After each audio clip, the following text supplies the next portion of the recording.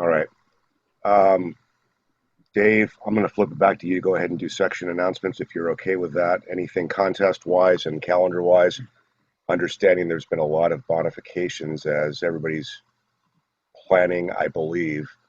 And if you're not already, I don't want to go out and be the party pooper, but I think you should all be planning on the current arrangements for restrictions lasting a tiny bit longer, and we'll talk about that after Dave does the announcements. Yeah, the only thing coming up here, ARRL wise, is the rookie roundup on the 19th. There have been lots of talks about field day and what are people going to do for field day this year. So far, there have been no changes in field day rules. So it looks like anybody doing field day will be doing it from home and doing it that way. We will keep going to see what they do. There have been a lot of proposals made to try and get a club within like a 2-mile radius or a 5-mile radius or something and call that as a club. I don't think it's going to fly, but we'll see what happens. And as the league goes on and makes their choices as to how they want to handle things. Other than that, there's not a lot going on other than everybody's trying Zoom meetings and a couple of other mediums as well. And this one seems to be the most popular. Just got off one, Rob and I both just got off of one with LAX. And it's an interesting medium. It gives a lot of good advantages to people to get together and at least, if nothing else, see people and let them know that everybody's still alive and still kicking and doing well. And if anybody needs anything, it's also a good way to get that information across. So there are a lot of people that can help with a lot of different things. Rob, what announcements do you have for this morning? Thank you, Dave. Let's see if I can share a screen with the least amount of pain here. And we'll go to there. Share. How's that? Do you see that? Not yet. There it is. There it comes. Okay, so just a reminder that we have 2 websites. Everybody should have logins for both of them. So we've got the groups.io website that we use for email and files. So can you see my pointer on the screen? Yes. Okay, very good. So we've got the groups.io website for email and files. We've got the sdgares.net. We use that for membership. And both groups.io and .net websites, we've got files on both of those. In some cases, they're duplicate files, so please look at both of those when you're looking for a document. So we've got the WinLink desktop telnet exercise is still going on. If you have not yet participated, we have Elmer standing by to receive your traffic. So it's there are some additions since the last hospital exercise that we did. Exercise additions like the PDF function, and you need to be able to keep that under control so that you don't clog your communications channels if you're doing that. Reminder also about the ARES task book. I know a lot of people have paused that while we're in lockdown, but some ECs are talking about doing remote task book sign-offs for their people. So if you think that might be a possibility for you, please contact your EC and find out if your EC is willing to do remote scan, Zoom, photograph, some kind of processing for task book sign-offs. VHF contest, yeah, I don't know what's going to happen with that. And Dave talked about field day. And if anybody has any questions about getting on the websites or email or anything, there is my email address. It's my call sign K6RJF at ARRL.net. That's all for me. Thank you, K6RJF. All right, Right. Rob. Thanks, Go Rob. ahead. Go ahead, Bruce. All right, so a couple of interesting things over the past week. So we've had a lot of rain in Southern California, and we had a lot of rain locally in particular. I'm hoping, and I'm just suggesting that if you didn't, maybe you still got the opportunity to do so. I'm hoping folks had a chance to operate over the last week on whatever bands they have the capability of operating.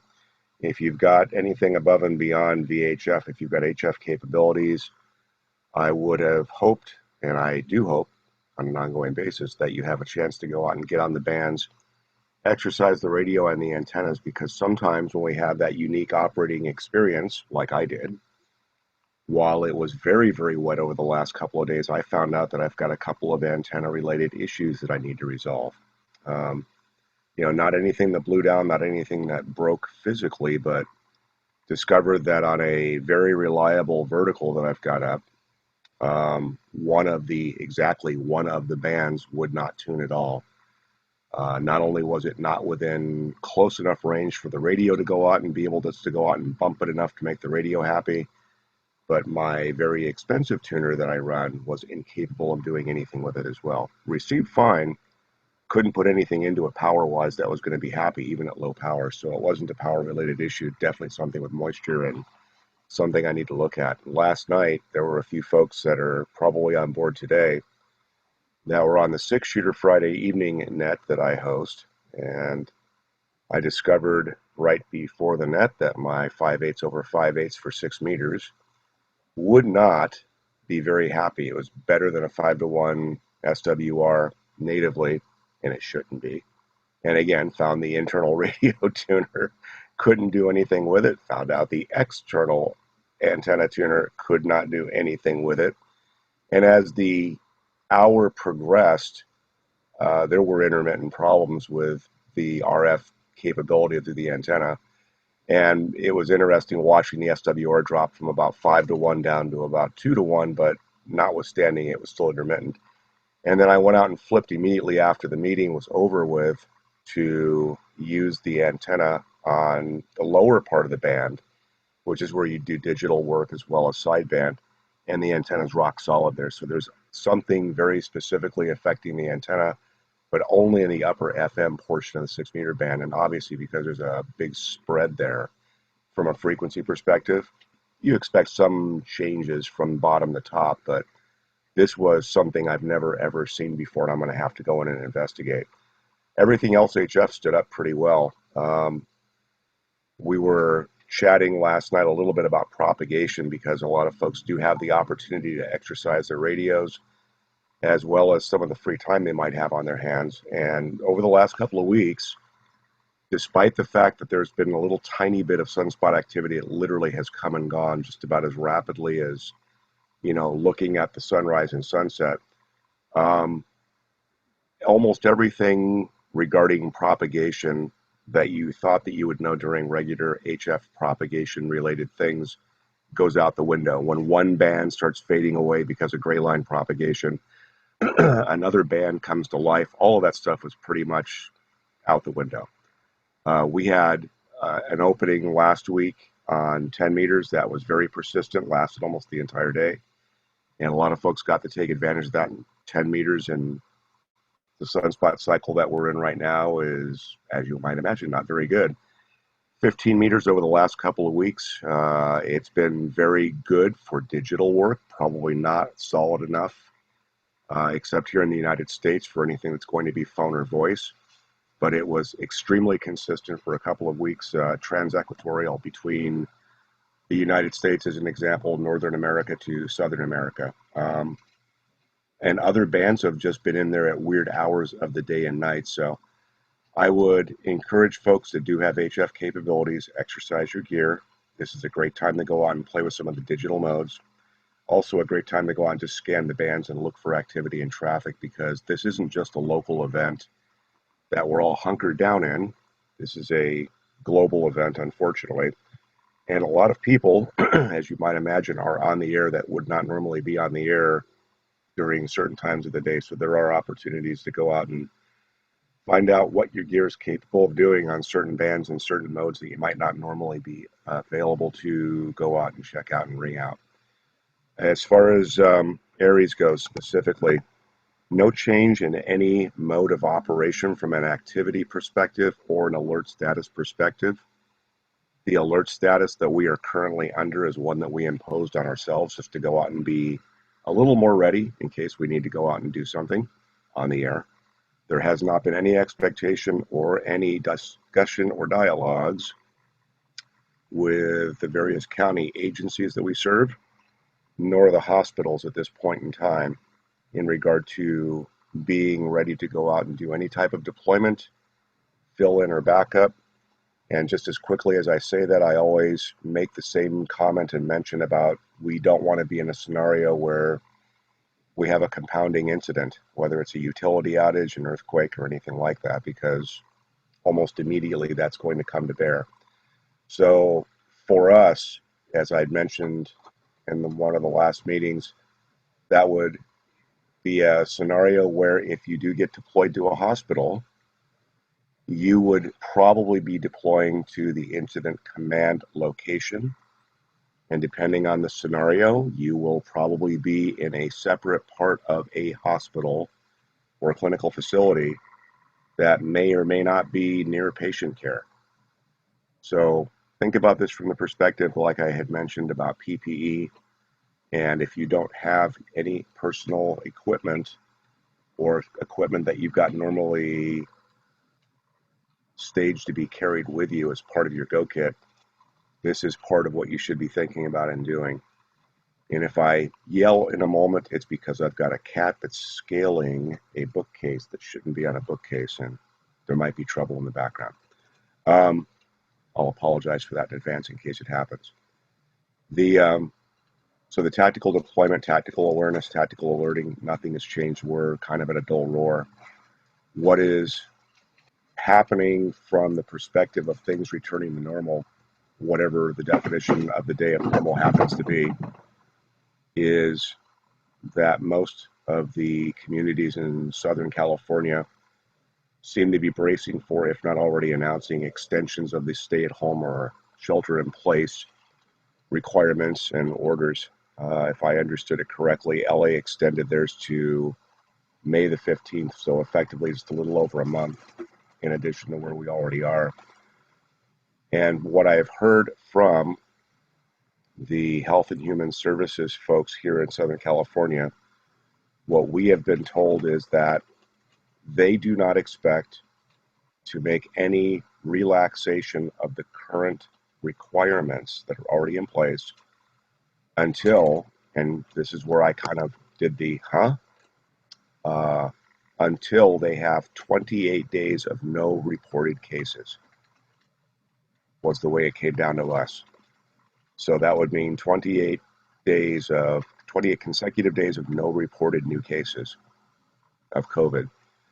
And as you might imagine, if that requirement stays in place, this might be a very, very long ride. And of course, other things could change dynamically that may influence that particular statement and posture that they have. But as of 2 days ago, that's where we were at. So for those of us that are still working and able to go out and do it remotely, I feel your pain. I've got all 4 of my kids at home. All of them are currently not employed any longer because of what's happened. I've got a couple of them that are trying to go out and do college remotely, and the cabin fever stuff is certainly on everyone's minds. So look for outlets, find things to do. Do what you can for your online training, which is strongly recommended. If you've got the time to go out and do it, fabulous time to be staring at a screen and do something meaningful for yourself and maybe get some additional training and certification stuff under your belt. As Rob mentioned, there's things to go out and do as far as different nets that are on board. There are different other ARES groups and emergency groups around the country that are doing things like we are right now, where we're at least getting together community-wise and online and trying to go out and take some of the edge off. Everyone's learning how to telecommute, including unfortunately for a lot of us, telecommuting to Easter services, which is kind of a byproduct of what we're doing. Not not the best scenario to be in, but you know what? We're still here. We will persist. We will make it through this. And I'm sure there will be some very, very interesting conspiracy theories and stories above and beyond the hundreds that I'm seeing almost daily that are going on about how, why, when, where, and whatever else is happening here. And I'm hoping it turns out to be just that, and it's not anything that has any bearance of truth, because all of those things would be horrible. Um, any questions before we get into the next phase of this morning's activities, which will be John's presentation? N1TEN. All right. N1TEN was first, and I also saw you, Peter. Okay, just a couple quick things. One is I'm certainly willing to sign off task book pages for those in my area of responsibility. My email is in the comm plan. If you want to scan pages and provide supporting documentation and email it over to me, I'd be happy to take care of that and get you moving forward. And the other quick thing is we did have an HF net this week, which seemed to be moderately successful. And I hope that folks can check into that and make it more successful. N1TEN. Very good. And comment on the HFNet perspective as well. We did do that. We only did one band. We did 40 meters. I would like to, as we try to continue that cadence and continue to go out and do those, I would like to go out and take advantage of folks that might be available for that to go out and run through the different bands on HF.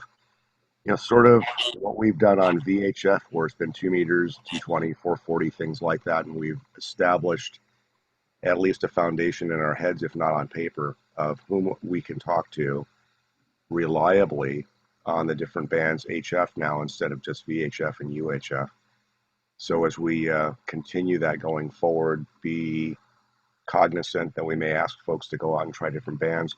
I know a couple of folks had particularly noisy conditions on 40, which was expected that time of afternoon and for that band. So that might have been a little restrictive or prohibitive on some folks based on where they're at.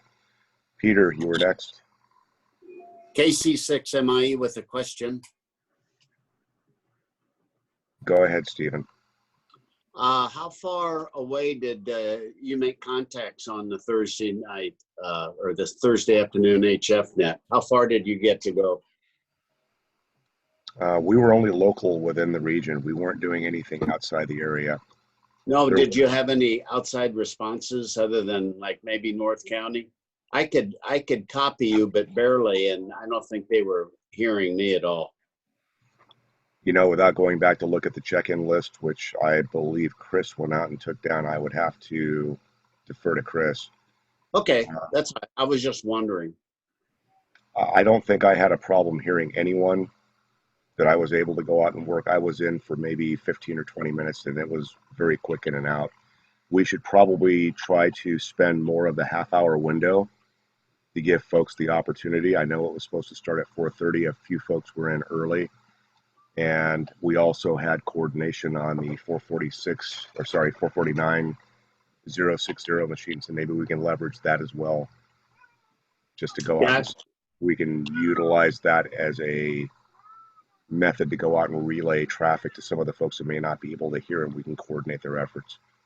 Yeah, I was able to check in on the repeater, but not HF. Anyway, well, happy to try it again. KC6MIE. Thanks, Stephen. And LKT, you are next. Sure. I just wanted to follow on with the what you were saying earlier about we're in condition yellow.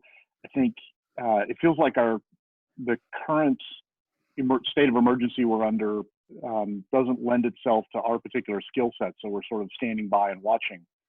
But also, although we all feel this sort of state of emergency, it doesn't diminish the risks from the traditional things that we would worry about and be prepared for and try and help with. So I've been kind of in the back of my mind watching for, while we're under restricted conditions, what's the next thing that's going to hit while we're in the middle of this? And to some extent, some of the things are slightly more likely, like we see people maybe reluctant to go out and service a repeater. You can only imagine that there's other critical infrastructure that's getting slightly less attention because of people trying to work from home, or let's delay a piece of maintenance or something. So I think it's important that we all think in terms of, this isn't the disaster. There could be other things still looming that we should be prepared for. Completely agree. And that was, as previously mentioned, what I refer to as a compounding incident. So anything that could go wrong that normally is available on the menu of things that we even think about can still occur. My challenge, and this is the way I wrangle it in my head when I'm thinking those scenarios through and just trying to think of what we would do as a group to deploy or respond to a deployment type of request. How do we social distance ourselves in a way that's going to go out and make sense if we have to go out and respond or tactically go out and apply our skill sets that are being requested? I'm not sure about all of those things, but those are thoughts that do completely get me going in a full spin cycle now and then when I just try to figure out what we would do to respond to a call out. In some cases where it's going to be just to go out and keep an eye on traffic maybe, or watch something from afar, be on a storm watch type of thing. Those are scenarios that might lend themselves more easily to the situational conditions that we're under, as far as the distancing aspects as well as the protective aspects. Other scenarios, being called out and deployed to a site or a location, as an example, county operations, depending on where you're at and depending on which county operations building you're in. If everybody's been to an ACS or a RACES meeting or knows of them, you've seen basically what they do to go out and staff the area and what they go out and do to put bodies in place to go out and fill out the different logical groups that they represent, as far as who has a tactical point of presence for which particular piece of the ICS chain that you're in. What they've done in some of those cases, they've actually gone out and put up protective barriers, much like you're seeing at the grocery stores. So if you are going to be sitting in one of the veal cubes, as we like to call them, you are at least insulated from the person next to you. And in some cases, they're making them double wides. They're saying, we got 2 spots here for this one particular position. We're only going to use one of the 2 spots. So they're not cramming people into those 3-foot wide or 4-foot wide desk areas as they normally might, to go out and take care of that aspect themselves of what they might consider to be social distancing. FEMA is doing something very, very similar, which is, at the federal level, they're taking this seriously too. They're not just trusting that people look like they're well, feel like they're well. They're putting all of the other prescriptive things that they have been directed to go out and do and play. And yeah, everyone's spot on. This is where you don't want to have the hair on the back of your neck stand up, because a compounding event or some other thing going unfortunately wrong is going to be stretching everything that we're supposed to be doing for protective and PPE related activities very, very tight. All right, anyone else? All right, I'm going to put out a couple of hands. Chris, N1CLC, and I also saw you, Mike. Yeah, just a comment on the HFNet. It was a good experience for me because I'd never had a chance to participate in one, and then I ended up leading that one. But good experience because you realize how badly you need an NVIS antenna, which I've never built, and started looking up that. So that might be a good presentation for someone who has built those and tested them out, because it really demonstrates how useless HF is if you don't have one of those. I'm assuming you were running power boost because you were coming in practically full quiet in here. Actually not. I was running on that vertical. It's actually a gap eagle that covers 40 through 10 meters. And that was the specific antenna that I was referring to early on in the conversation, that for whatever reason, when it was soaking wet, didn't like to work on 15 meters and would not work on 15 meters. The NIVIS antenna, for those that don't know what that is, near vertical incident skywave, basically you're theoretically bouncing a signal off the ground underneath the antenna and directing more of that radiated energy skyward, so it goes up and then comes back down in some reasonable area that represents the geographic area that you're in, rather than something that might be a wire antenna and raised higher that you're hoping takes advantage of either the skip zone, as they like to call it, and sends your signals outside of the area by intent. You know, I tried, Chris, and to be fair, I was on the vertical on purpose. I did rotate through 3 other wire antennas that I have. One of them is a Nivis antenna. The Nivis antenna that I use for Sunday mornings is approximately 17 to 18 feet above ground, and it might even be a little bit lower than that. And it is in an L configuration. It's not stretched side to side because I don't have enough yard to go out and be able to do that in our house. So 66 feet each direction in an L formation. And that antenna for the Sunday morning nets up to Santa Barbara and usually east into Arizona and into Nevada and sometimes even into Utah works exceptionally well during the daytime nets. It did not work on 40 meters. I tried to go out and see if I was able to go out and pull in a few other folks, and no joy on that at all.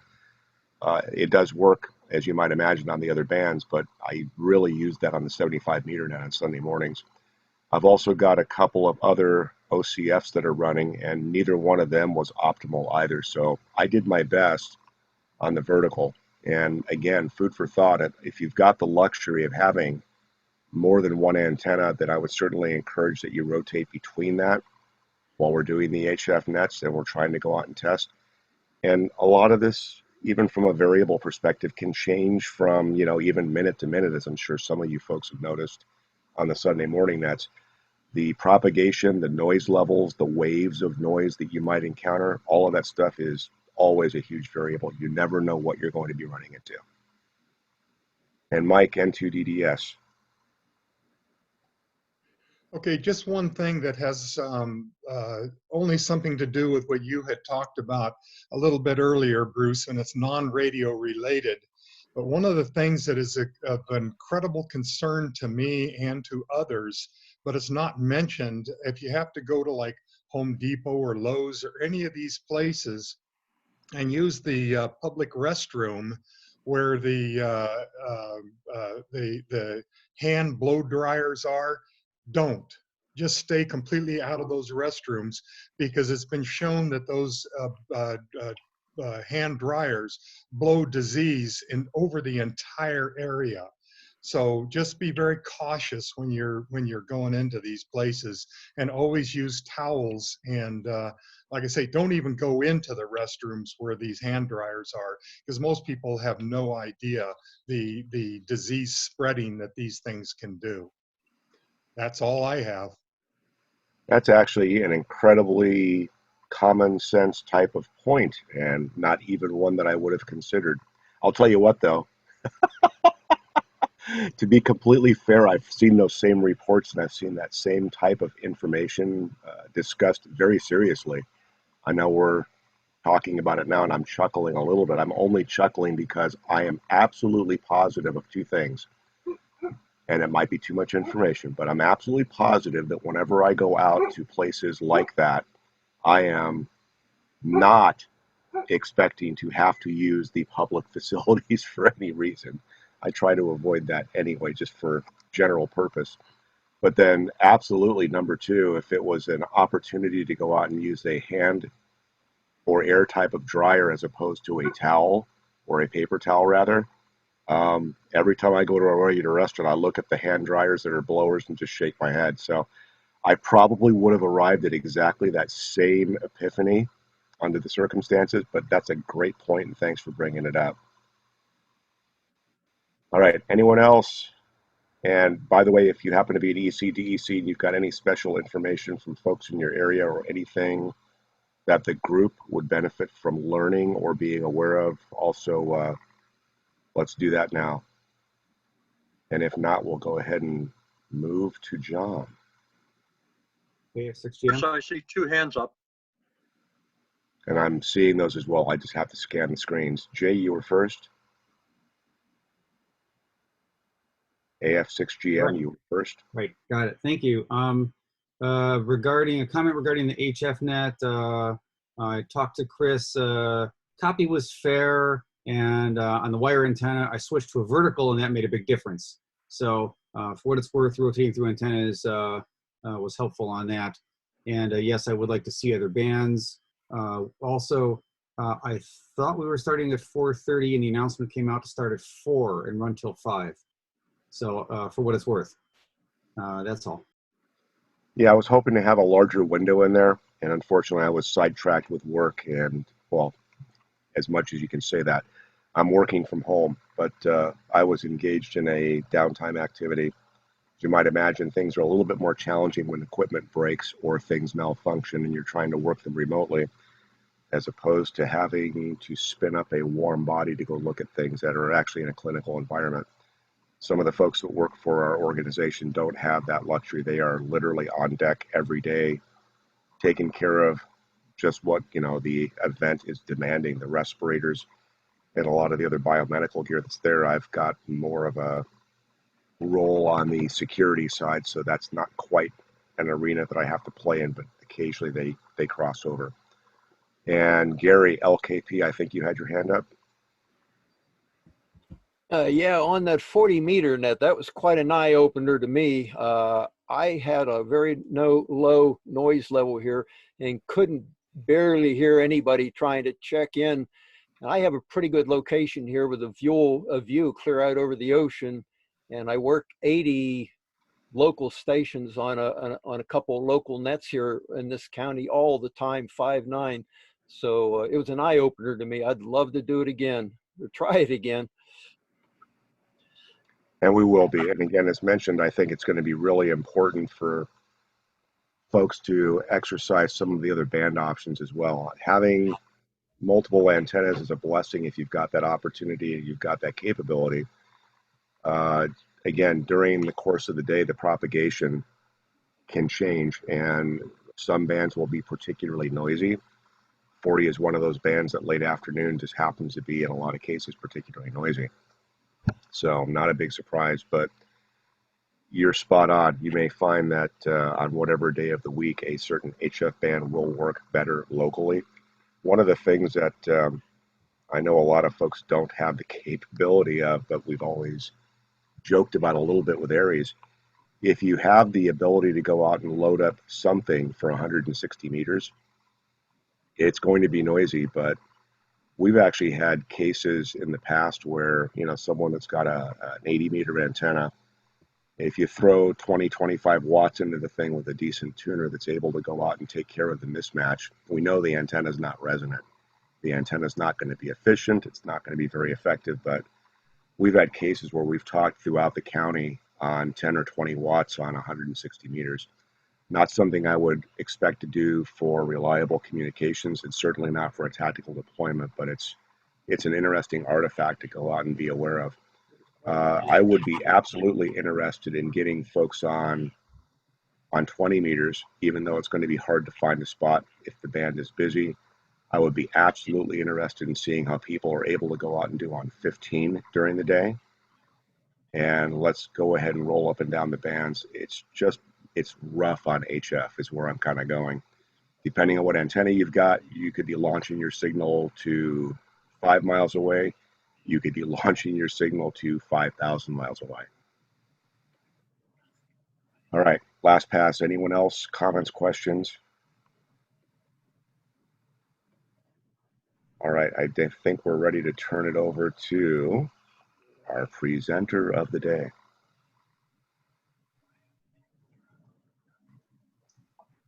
Okay, first off, can everyone hear me? You are good on audio. You're on. Okay. All right, now to here.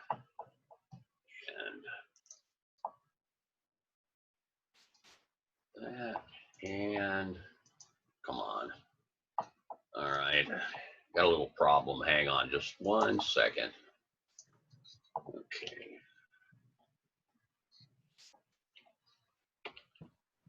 Okay, can everybody see the first slide of the presentation? Yes, John. You are good. Okay, this may be preaching to the choir for some of you if you've done any construction of a go kit or anything like that, or shack wiring for DC power, you've probably used the Anderson Powerpoles. So this is very basic, very beginner. I'll be providing Rob with some other material with this presentation and some other materials after the meeting to put up on the group's IO and the website. A little more information about the power poles. So this is an introduction to Anderson Powerpole connectors for DC power applications. So what are Anderson Powerpoles? They're a genderless, meaning that they're no female or male connector used in 13.8 volt DC power applications. And that's what they look like. Each power pole consists of a colored housing and a contact terminal. Now, why would you use Anderson Powerpoles? Well, numerous advantages over other connectors. One, as I said before, they're genderless. You can plug any power pole connection that is properly constructed into any other power pole connection. So you don't have to worry about having a male or female plug or socket like you do with, say, the Molex connectors that come on the back of your radios. They're universal.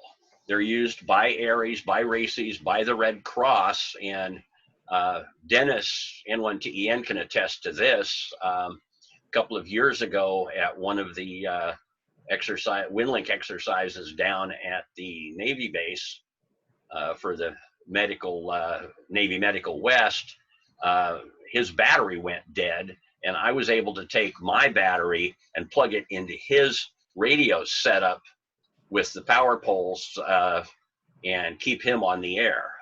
So so you can cross agency, so to speak, with these things too. They make a positive contact. If they're properly constructed, they go together with a kind of a little click, and they will stay together unless they're really pulled on hard. If they're used in an application where you want them to stay permanently connected, they can be tied together with a small cable tie. They also there's some little clips that you can get specially designed for that. They're pretty much idiot proof almost. They're very easy to put together if you have decent tools and pay a little bit of attention about how you do your preparation. The assembly is basically very simple, and I'll go into that more in a little bit.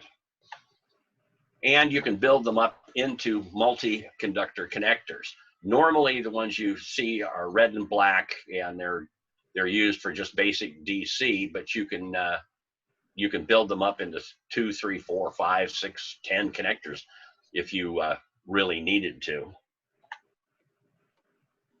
And here's examples of different varieties of the power poles. You've got a 15 amp version that's used with 16 to 20 gauge wire, 30 amp version used for 12 to 14 gauge wire, and these are the most common ones that you'll see. And then you see the 45 amp version for 10 gauge wire. And you really can't take a 10 gauge wire and stuff it into a 30 amp terminal because you can't get all of the strands of the wire in there. So that's why the larger connectors. All of the housings for these are all the same. So if you want to change wire on an installation, you can actually take the terminals out of the housing and put in a different size wire with a different terminal on it. Here's where power poles would be used. This particular one is an actual mobile application that I have in my own truck, and it's supplying a warning light in the back of the shell on my truck. And when that picture was taken, it was also supplying another block of connectors for a different purpose. Also used in a Go kit. This is the power out setup on one of my Go kits, and this is just going into a specially made bulkhead connector, the same as the one as you see in the center of the upper picture, that is for taking the power off a battery in a Go kit. And then the third one is power distribution, and this is the Rig Runner 4008 that I use to power my station at home. The left-hand connector is the power coming in from my power supply, and the other three are going out to various radios. Okay, the housings themselves will slide together with a dovetail that's molded right into the housing. They should look like this when they're finished. There's a little metal tab inside of the housing before the connector is inserted, and that should be facing up, and the red housing should always be on the right as you're looking at them.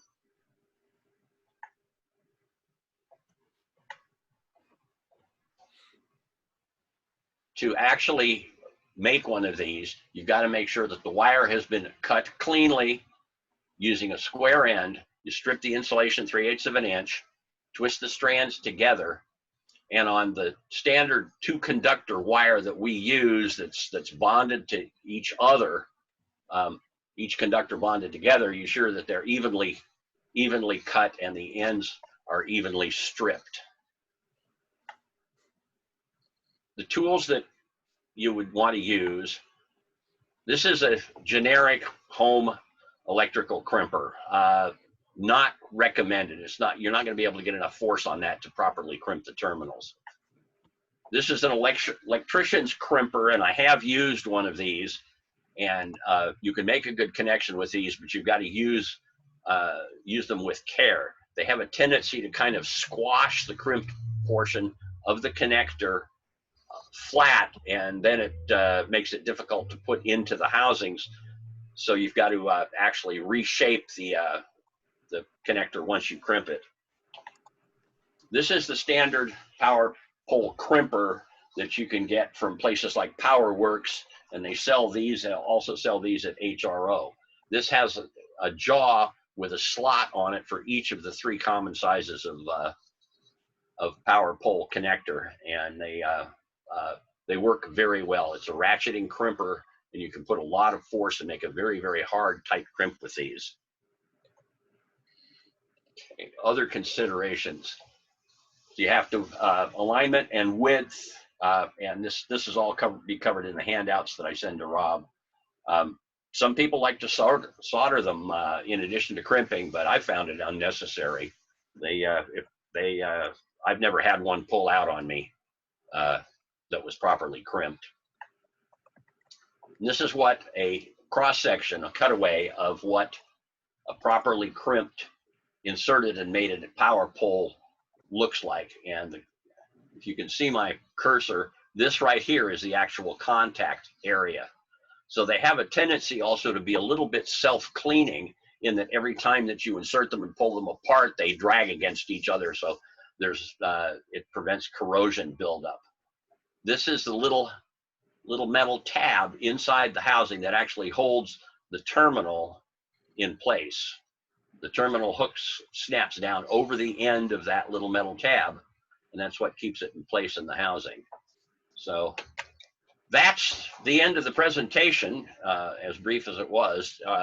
Any questions, and somebody can just check the list or for hands, because my screen's kind of minimized right now. Actually, a couple of comments. Yes, sir. For folks that haven't used these, there isn't necessarily a golden rule about this, but you may see, and you may actually run into other colors other than black and red.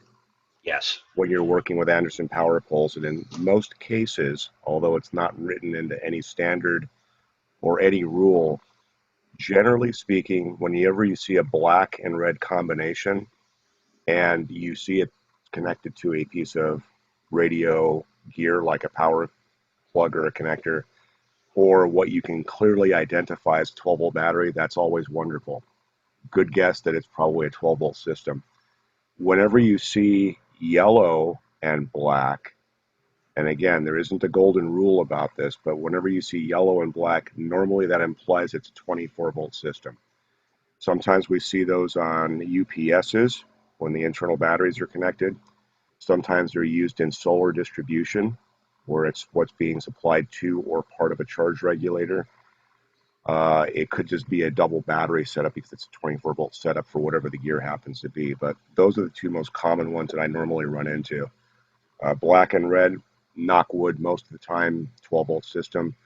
But whenever you see yellow and black, I would always use that as a, oops, let's double check on what we're trying to do here and make sure that it's appropriate. The only other thing that wasn't brought up in the presentation, John, when the connectors are together side to side, there is an opportunity, and depending on what parts kit you buy or what supplies you buy, if you buy them from, a regular radio outlet or distributor, and they're bagged as a set to go out and build X number of connectors out of, there's normally a little spring roll pin that comes with the kit, and that's meant to go into the little slot that's in between, the little hole that's in between the two that are in parallel, to lock them together so they don't slide apart. And at one point back in the earlier days of the Anderson stuff, when they were putting these out, it wasn't a spring pin. It was just a solid piece of metal that was more or less a force or a friction fit. And sometimes those would fall out, which would be bad and cause problems.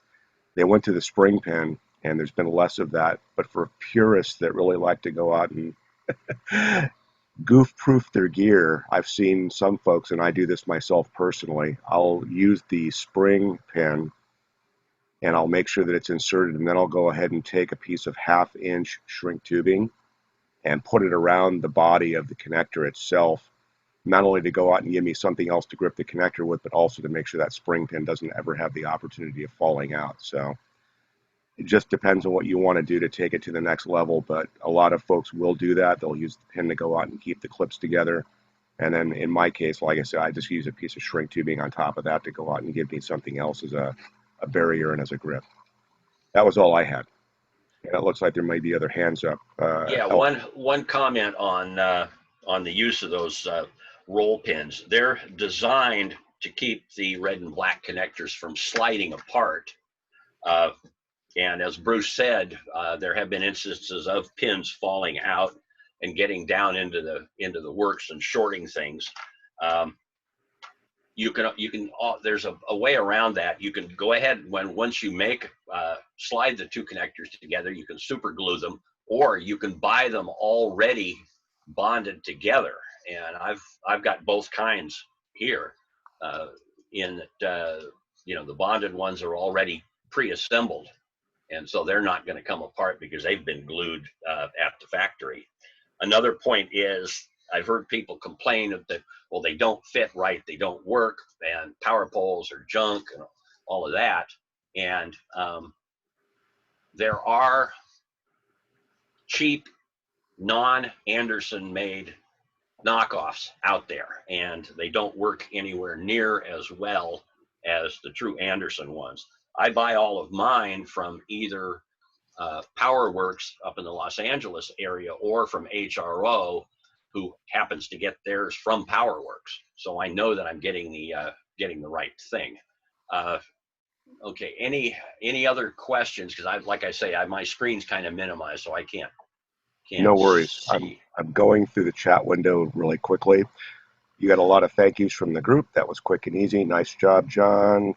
Other folks didn't know about the yellow and black. That's good. Yeah, I didn't Rob either. wants Thank to you go for on, that. put a power pole crimper on there. Ron indicates that soldering the strands is actually discouraged because it creates a stress point where the wire is more likely to break. I've seen that happen in some cases. So I understand that concern. Personally, I actually do solder mine. I try to make sure we don't have a moisture barrier or a gap there, because I've had some of my cables get deep sixed in water, but I know that can go both ways. But you're right. If you wick up too much solder into the wire itself, then you've got a stiffer wire coming out of the connector. One one of the questions from Steve K6SRS was, is there any reason to not always use the larger 25 amp inserts? And John, I'll let you speak to that, but my comment would be, if you've ever used the 45 amp inserts, even with the power pole connector crimper that comes from PowerPole, where it does a fairly good job and reliable job of folding those pins just the way they need to be, it's really a bear to work with 10 gauge.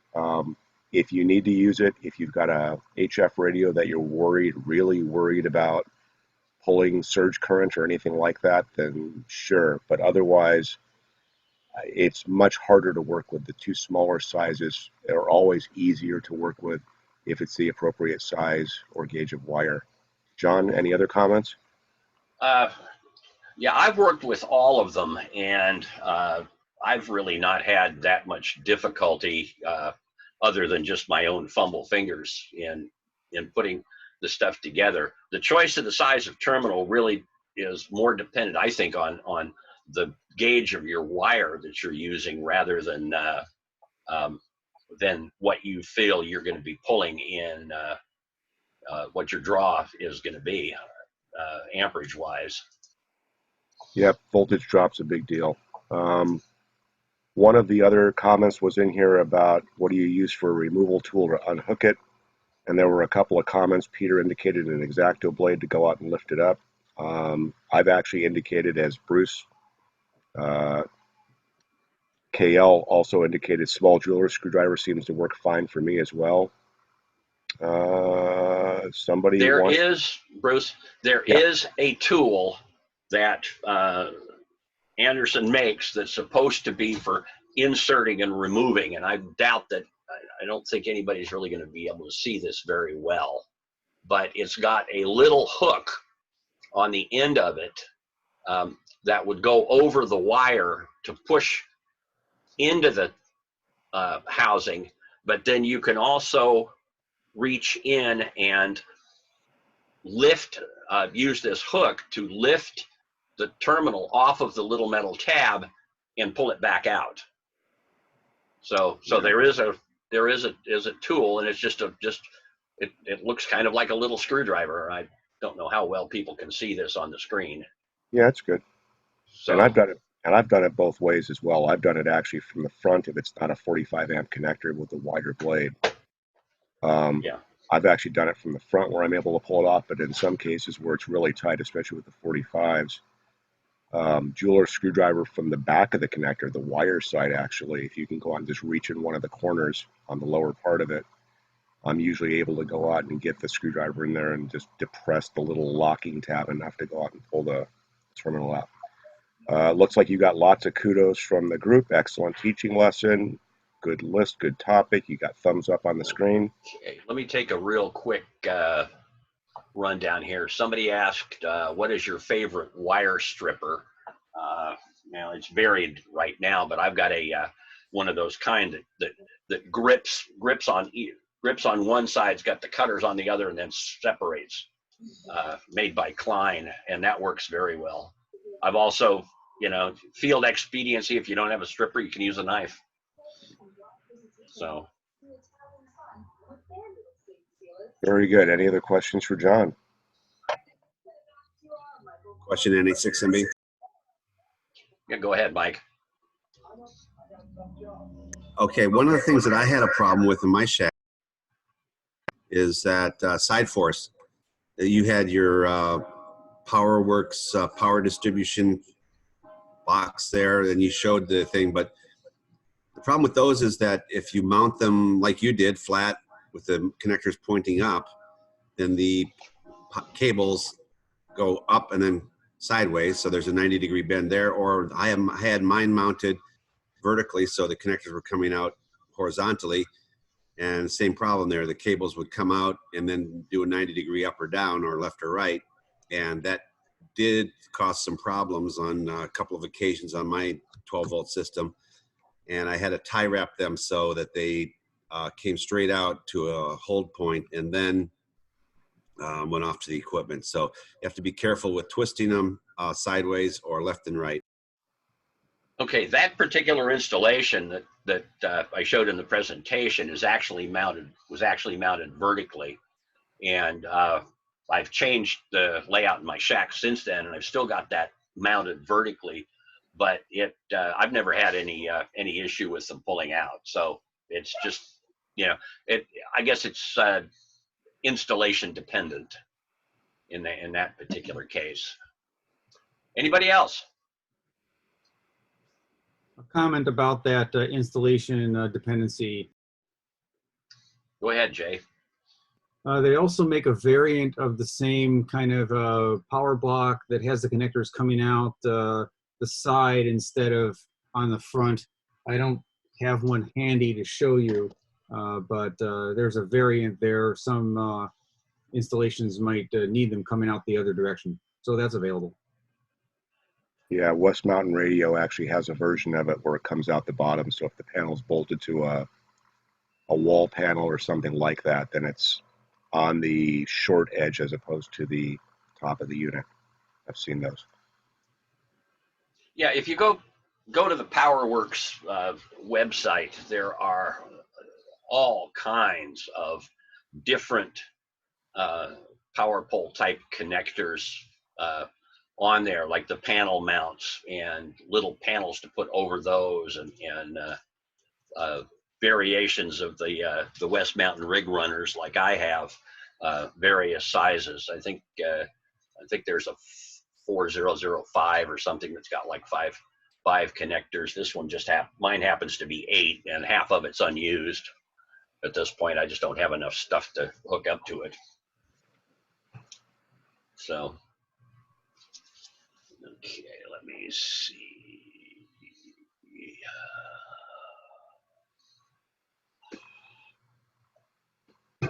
Okay, I don't really see anything else. So I'm going to go ahead and mute up, and we can go on with the meeting. All right, very good. Thank you again, John. Everybody do the Deaf Community Services hand clap, which is not clapping your hands, it's waving your hands in front of the screen. 2 of them, both of them. There you go. Roger had a question in there. Has Okay. his hand up. Very good. Okay, go ahead, Roger. Yeah, it was just a statement. You're mentioning the yellow. Well, it's available in some other colors, and commonly green can be used, and that can indicate a ground. So because you can buckle these things together in a cable if you want, it allows you to carry forward your positive, your negative, and separately your ground. It's good for power. I'm not too sure how well it would function in RF, but if you're going to tie your chassis to a ground, that would be a good way to do it. KF6 HBU, and we're clear. Very good. Okay. I had another installation that I used these for. So I have some blue, white, and green, as Roger said. So yes, you can get any number of different colors. I had a setup where I had to put 3 conductors together, and I wanted it separate for, didn't want it to look like a DC power connection because it was for a control cable for a light. And I put 3 connectors side by side because I needed a 3 conductor wire, and I think I used like the green and white and the blue ones for that. Completely different installation. One, go ahead. One other thing, you're talking about bending the wires. You get a lot of your power cords, regular power cords, with strain reliefs on the end to accomplish a bend. For this purpose, if you take the wires that come out of the back of the power pole and you use a tie wrap, put 1 or 2 like number 12 or 14 wires bound in there, and that'll stiffen it up from the connector out as far as you put that little wire. or you can use a lighter gauge wire and it will just simply act like a spring relief and allow just a slower bend.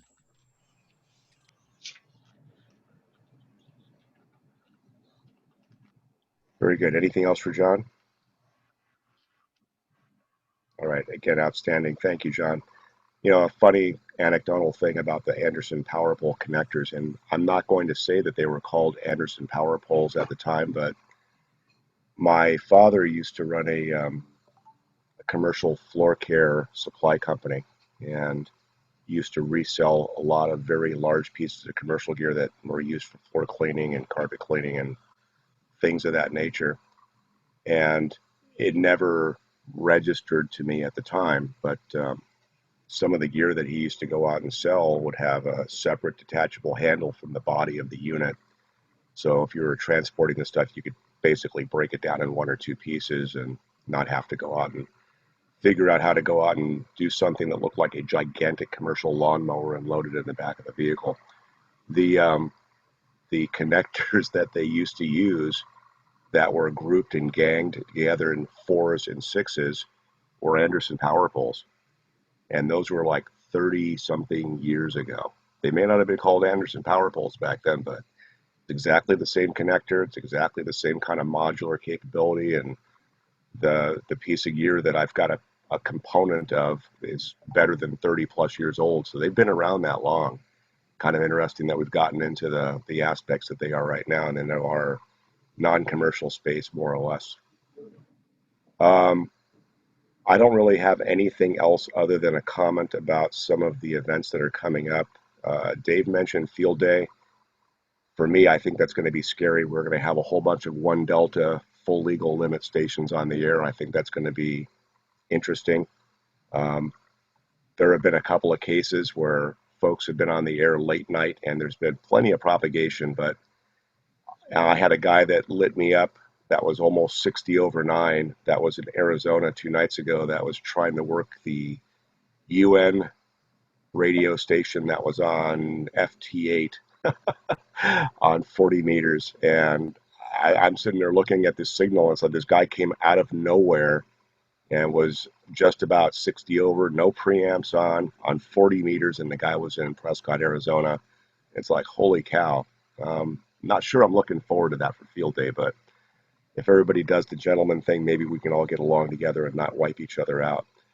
As far as the VHF event, I would hope that we can plan as a minimum on doing the interoperability, the mapping, and some of the other aspects. We may not be able to, depending on what we have for restrictions at the time or guidance, we may not be able to get around and move around and drive around and do things like we did for the January event. I know a lot of people were simply on handhelds and going to hilltops and operating from hilltops.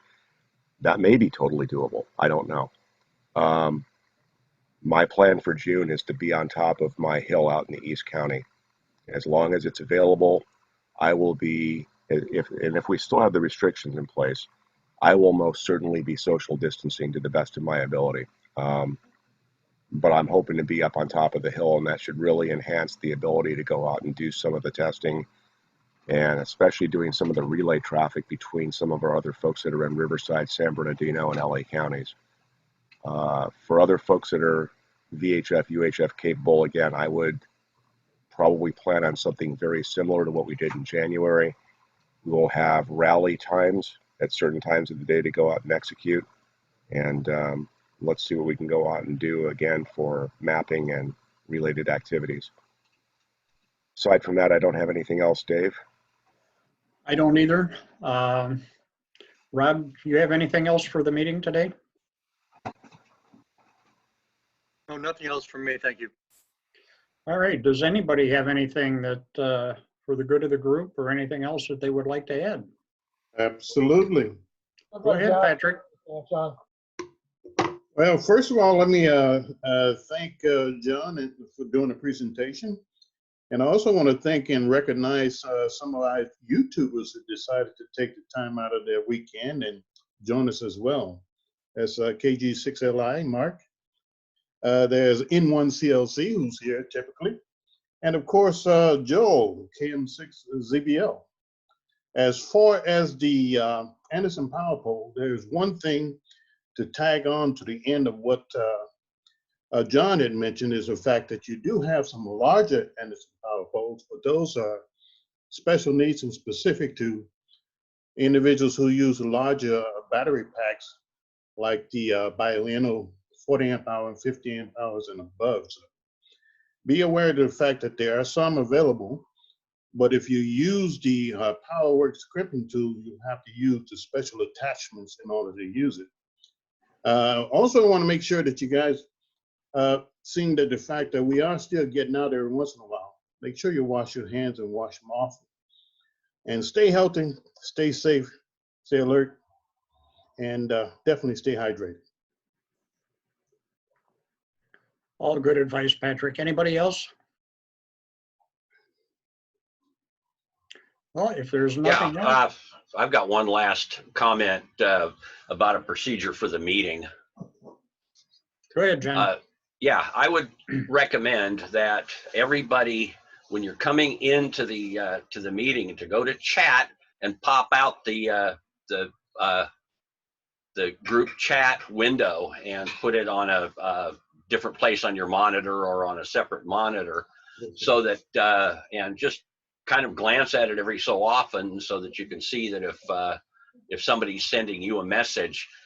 Danny, I sent you a message this morning. If you see it there, can you answer me either on email or by phone? You don't? I was just asking if, Danny, if you'd heard anything about how Tim is doing. Nothing. Okay. All right. Thanks. But anyway, that way people can see if there's a message sent to them directly. Just a suggestion. All right, good point. Curtis? Yeah, I don't know about everybody else's, but my chat will turn orange or yellow when somebody puts a chat up, and all you have to do is click on it. It'll bring up a box, show you what the latest chat was, and then to turn it off, just click on chat again. And mine does the same thing. So being that I'm set up as a host, and Bruce and Rob, I don't know what others people's do, other than from some of the other meetings I've been in, that's the way it worked there as well. Anything else? Well, I'm not seeing anything hop up here, so we'll go ahead and bring the meeting to a close and plan on a next one 2 weeks. And at least that's the plan. If something changes, we'll throw it out on the group's IO group and see what we can do. Thanks everybody for being there.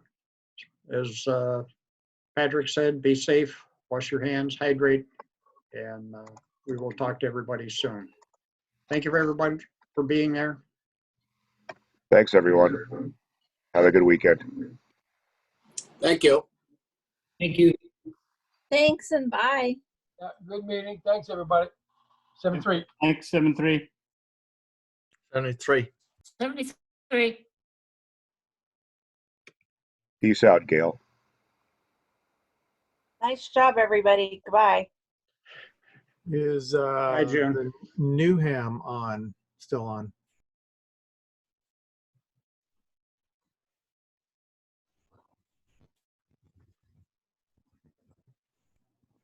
Okay, negative contact. N1CLC 73.